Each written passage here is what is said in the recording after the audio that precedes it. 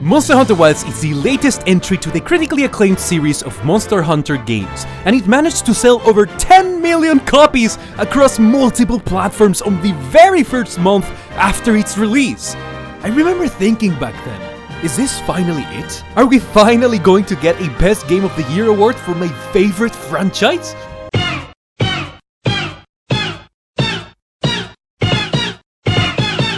Whoa! What? How? Hello there.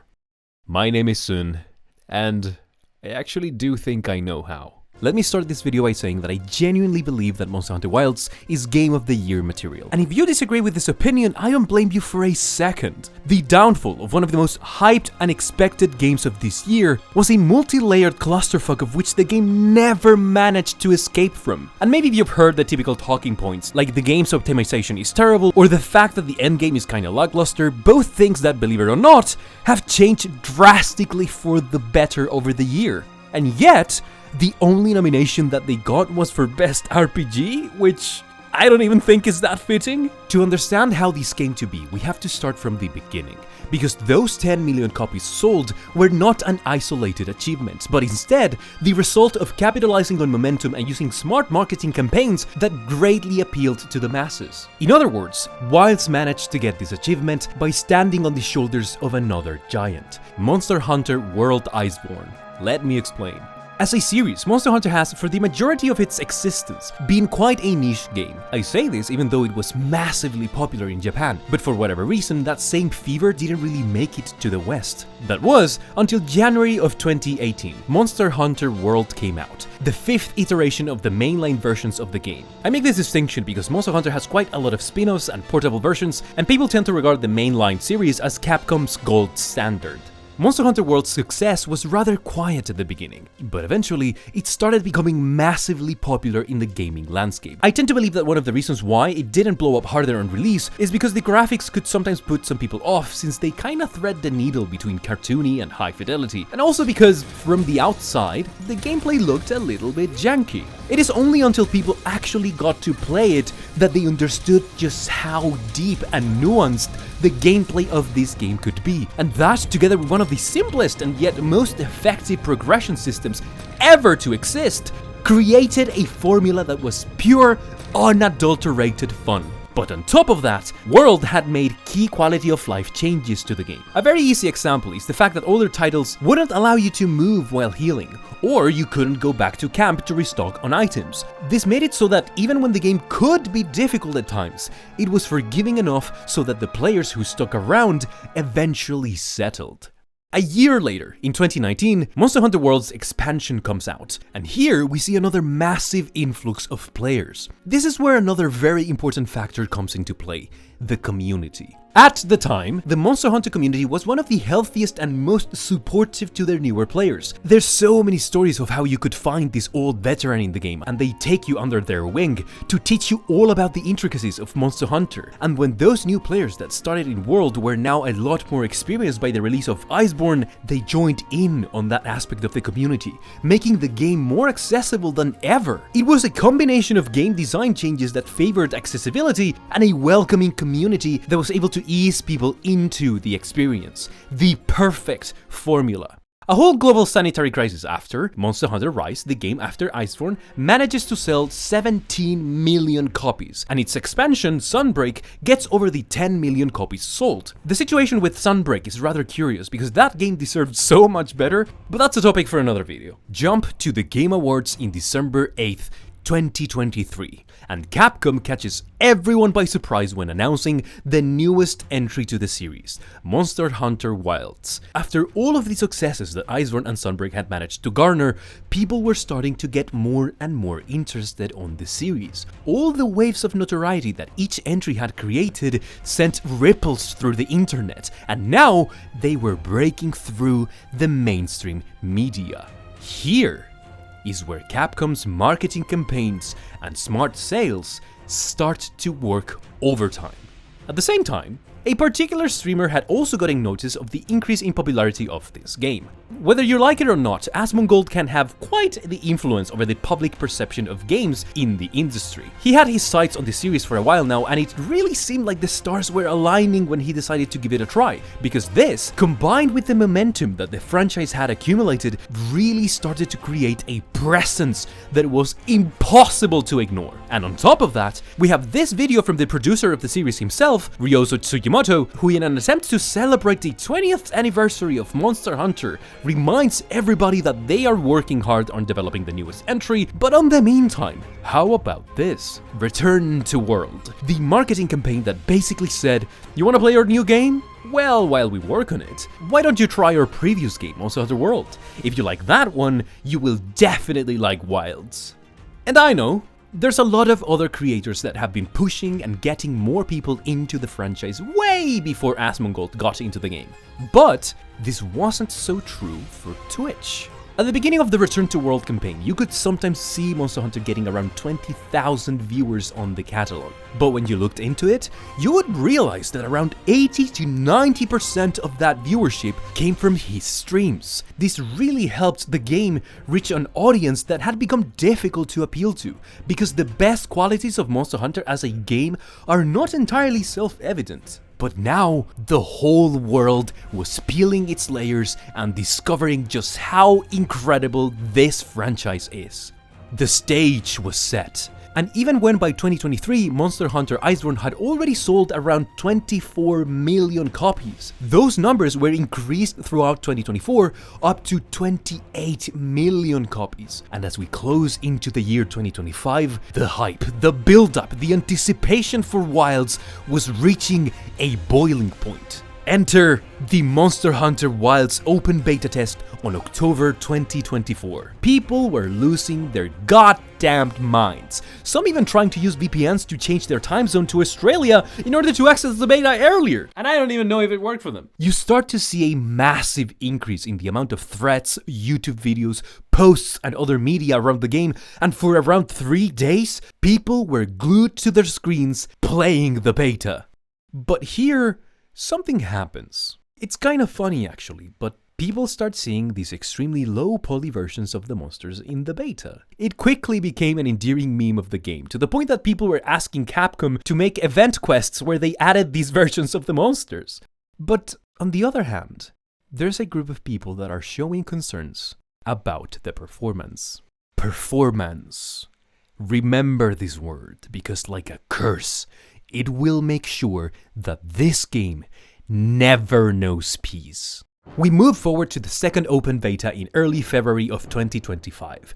And this time they also have a benchmark test for people to see if they can run the game. Great! While most people were not really giving performance too much importance, a series of videos by tech YouTuber Daniel Owens gives us a pretty good breakdown of how much is Wilds relying on new technology such as DLSS and AI-assisted frame generation for the game to run smoothly. What I like about his channel is that he really tries to see the positives where he can find them, and he runs multiple tests to make sure that his information is as accurate as possible. One of the things that really stood out to me is the fact that he mentions how in the recommended specs, Capcom expects you to use frame generation to reach 60 frames per second. Listen, as someone who lives in South America, I am not picky with my frame rate. I played World of Warcraft at 10 FPS and I can do the same with any game. But I also know that the industry standards have changed massively in the past 10 years, and 60 FPS seems like a pretty reasonable ask without having to rely on such convoluted and unoptimized technologies, especially when these things are added just to tick a box on a list of tech bro features in order to be a part of the AI bubble. Despite this massive red flag, people did go on a rampage playing this game during the first month after release. $70 price tag? Who cares? Let me in! Here's when we got all the headlines. 10 million copies sold in the first month and a peak of 1.1 million active players on Steam charts with an average of 700,000 daily players. It was actually insane! I hadn't seen numbers like this since Lost Ark. And that was an MMO, for God's sake! I'm so glad that game is dying, by the way. Spirits were higher than ever, and I remember having so much fun through it all. But even during this period, some conversations started to pop up around the community. Somehow, Steam was showing mixed reviews on the game's store page. Some people were not quite satisfied with the level of difficulty of the game. The rewards were too easily obtainable, making the gameplay loop short and uneventful, and the only way to engage with the endgame system, the farming of Artian weapons, was by hunting a single monster, Arkveld. While these conversations were few and far between at first, they started to rapidly overtake the discourse around the game, both inside and outside of the Monster Hunter community. You could argue that a lot of this was due to the fact that most people had experienced a fully updated version of Monster Hunter with World Iceborne, and that will obviously create a huge contrast when coming into the base, unupdated version that Wilds had to offer. Videos like the Ratatoska review created giant biases towards the game's perception, and Rurikan's podcast would sometimes go over these same talking points, and while usually these tended to be more nuanced, you cannot really control the takeaway that people have out of these things, can you? Infighting in the community flared up overnight. You were either a Capcom shield glazer or a grifter. There was no in between. This did give us timeless classics such as Meatman's 4-hour video response to Ratatosker and other people's criticisms of Wilds, and while that video really managed to elevate the conversation around this game, it was already too late.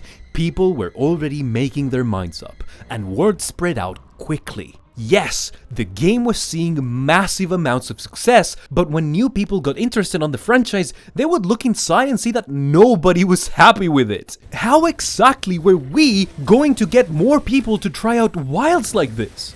Worst of all, this inevitably attracted the attention of more and more people who quickly joined in on the discourse. But wait!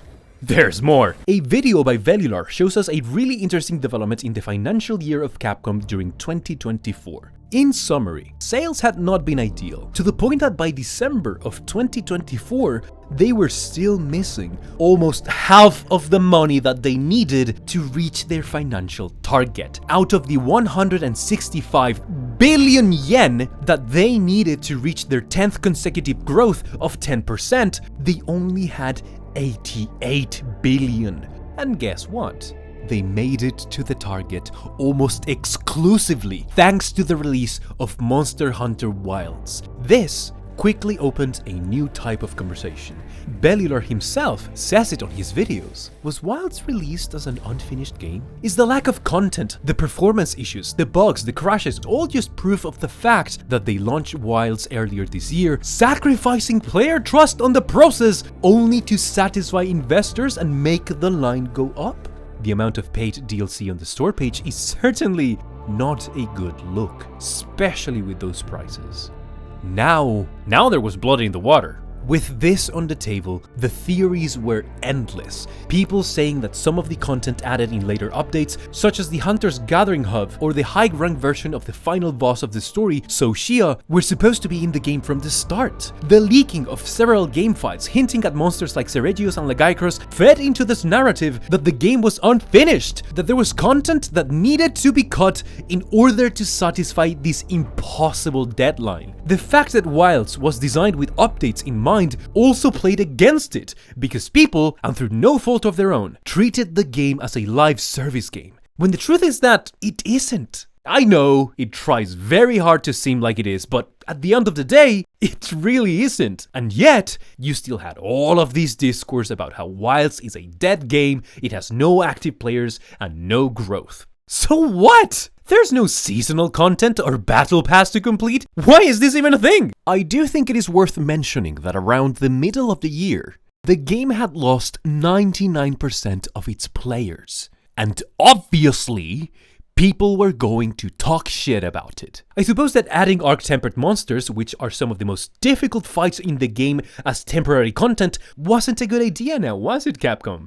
It just made everything more confusing, and it didn't do shit for your player retention. Anyways, it really seemed like every time they tried to take a step forward, they took another step back. The first big patch that we had with Mizutsune and Soshia was refreshing, but it also brought another problem where shaders did not recompile after the patch, and people's PCs were working overtime to try and manage the new patch. It was thanks to a Rurikam post that people managed to find the solution by deleting the shader cache file. But what are we doing here? We have to pick up after Wild's fuck-ups? Why are we the ones doing the troubleshooting? While this was later fixed, enjoy having the client recompile shaders after every update.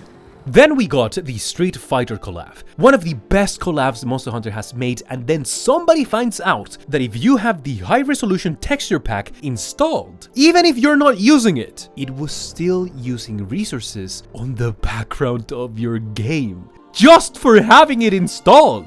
Wilds couldn't take a W even when it made genuine good attempts, because the slightest problem was going to be under scrutiny. To make things worse, around June of 2025, the Steam reviews dipped into mostly negative. Suddenly, every suspicion, every judgment and criticism started to feel justified by the very player base. But what most people don't know is that the English reviews were leaning into the positives. But on the West, China and Japan tore a new one to the store page reviews. It didn't help that certain popular streamer from Japan, Hashi, had his PC break down while playing Wilds. Even after he made an apology video to Capcom, the backlash was insane, to the point that Capcom issued an anti-harassment statement insisting that any form of harassment or personal attacks to the developers of the game was not going to be tolerated, and they may pursue legal action. This later led to a Monster Hunter Developer Expo being cancelled for safety concerns. The truth is that the biggest reason why the game stayed for so long on the mostly negative and later on the overwhelmingly negative reviews was because China and Japan destroyed the Steam page by review bombing up until very recently. There were even some rumors that Chinese accounts would purposely write, delete and rewrite their negative reviews just to keep the game on a negative score. And one of the biggest reasons? You guessed it, performance. It was at this point that the game was pretty much a lol cow. Everybody had something to say about Wilds, even people that had nothing to do with the community and literally had no idea of what they were talking about. Some of the most brain-dead takes to ever come out happened during this period, but it didn't matter. Bashing on Wilds was the popular thing to do, and mind you, this was happening just as Wilds was seemingly making a bit of a comeback. No, I mean it. Let's just take a moment to go over some of the things that Wilds has added or changed in order to give players a better experience. New monster, Misutsune. More variety of monster combinations to hunt. Arc-tempered monsters. Weapon balance changes. Some weapons literally got new moves. Street Fighter collab. You can literally play as Akuma and perform raging demons to the monsters. Quality of life changes for gathering, pathing and setting camps. Interface and inventory improvements. A Twitter account to inform people of the new and upcoming changes. And a new line of posts called Guild Reports to keep the community informed about improvements. Open channels of feedback and surveys that have been open throughout the entire year. New difficulty added to the game with 8 and 9 star monsters. More monsters like Iacross and Seregios. Slight improvements to performance with promises of bigger patches down the line. Arc-tempered monsters were added permanently instead of being temporary events. Dozens of new events with free cosmetics for armors and weapons. Final Fantasy XIV collab with a new monster, Omega Planetes, one of the most mechanically technical and complex fights that the franchise has ever seen. It is truly a game development feat, and whose armor also gives Greatsword the ability to play as a Dark Knight from Final Fantasy XIV in the world of Monster Hunter. New reward system that expands the endgame gameplay loop and has massively improved the possibilities of set building and gameplay. No Monster Hunter game before Wilds has seen so many changes and updates in such a short period of time. And yet, between the months of April and up until now, Wilds struggled to sell 500,000 copies more. Hell, even the previous title, Monster Hunter Sunbreak, was selling more copies during the second and third quarters of the year. I truly believe that title update 2.5, released on August, was the turning point for the game. The addition of talismans as a new reward system was incredibly healthy, and I say this even after having made a video where I was quite skeptical about their impact. Add to that the Final Fantasy collab, and man, Wilds is really good right now. It has been for a while. But do you think people have paid attention to any of this? It really saddens me because from a content creator perspective, Wilds was going to be the next big thing. And the way that we have to talk about this game is so weird. Like, in many cases, we are responsible for giving people a fair review of the games we talk about so that people can see if they want to join in or not. And it really seemed like it was going to be so easy to get more people to play Wilds, or just Monster Hunter for that matter. But we're stuck with this thing like, oh, it's a really good game if you don't care about performance or have a cracked PC of thousands of dollars. That's like me saying, oh, playing soccer is really good when you have both legs and can pay for surgery, to somebody who is in a wheelchair. What is this? My biggest frustration is that I have actively seen and talked to content creators that were so ready to pour their passion into this game. Some even investing in new equipment and upgrading their PCs just to have the best possible experience. Imagine what it is to be a lifelong Monster Hunter fan and content creator, and after a random update, the game won't stop crashing mid-stream. You cannot even do your job properly, for God's sake. What were your expectations for Wilds for this year when it came to content creation? I bought a 9950X 3D and a 5070 Ti. I spent almost $2,000 being like, let's get the production in gear, guys. You know, I want to be able to stream and record and then make videos super fast. And literally by the time everything came in, the game just started crashing over and over and over again. Part of that was the 5070, to be honest with you. Those NVIDIA drivers were cooked. But I found a version that's stable now, and it's still like every other update crash. And there's people that are, I've heard the other day, just the other update that got pushed, somebody was crashing on the PlayStation. Mind you, one of the things that I have tried doing in my channel is some degree of journalistic research. I have a podcast series where I've discussed Wilds with some of the most passionate members of the community. And that has led me to really interesting places. I had the chance to interview two game developers, a senior dev who worked on Diablo 4 and a recent roguelike called Hellclock, and a more junior dev who worked in a game called Idol Showdown, a VTuber fighting game. The thing is, these are much more knowledgeable people than I am when it comes to the games industry, right? Hence why I reached out to them. I really like learning from people that know more than I do.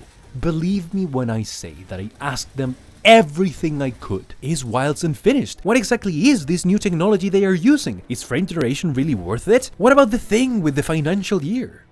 Against all odds, they still managed to give me a very good argument to give the Monster Hunter devs the benefit of the doubt. I think here lies the crux of this matter. At the end of the day, would you as a player, as a consumer, give Capcom the benefit of the doubt? After all I've said, most people would be hard-pressed to say no. The way I see it is, I don't think I trust Capcom so much anymore. All of this has been really disappointing. But the Monster Hunter devs? Man, they really are busting their asses off to keep this ship afloat. I genuinely think they deserve some damned credit. So yeah, in my opinion, the reason why Wilds didn't get any awards this year, let alone get nominated for Game of the Year, was because of a perfect storm. A combination of community infighting, misinformation, greed, shit implementation of overhyped new tech, outrage, grifting, and above all else, the loss of the trust that most people had for this franchise. It really goes to show that once you strike a first impression and people make up their minds, it is extremely difficult to change that. But hey, No Man's Sky did it. I don't see why Wilds couldn't. Friends, thank you so much for watching up to this point. I really hope you've learned something, and my final message to you is not one of criticism or ridicule towards Wilds. It is actually an invitation. It is already sad enough that the game couldn't make a bigger impression in the Game Awards, but I was pretty much ready to accept that beforehand. I would like you to know that this December 16th, there's yet another title update coming to Wilds, bringing the first ever Elder Dragon to the game, a returning monster that hasn't been seen since 2015. Not only this is going to bring a new progression system for the endgame with new skills for weapons and the Transcendence system for armor sets, but also the Monster Hunter devs have announced that this patch in particular will have the biggest performance improvement to date. You can find more details in the Capcom showcase. I will leave a link on the description. And I really want you to take a moment to appreciate Ryozo's earnest thanks and apologies to the people that have supported the game through thick and thin. You might not really care about this, but for me, it was actually rather moving. So, moving into 2026, I would really like you guys to see if you can find it in yourselves to give Monster Hunter Wilds another opportunity. Because I've seen how hard they are at work to try and make up for everything that has happened. And you know, when somebody's making an effort like this, I think they do deserve second chances. I really do. Again, thank you so very much for watching. I wish you guys all the best in the upcoming festivities. I don't think I'll manage to make another video before New Year, so I'll take the chance to wish you all a very Merry Christmas and an even happier New Year. Also, let me just say that this year has been incredible as a content creator, and I couldn't have done it without you guys. So for those who frequent my channel, your support means more than you can imagine. I cannot thank you enough, and I just hope to see you all until next time.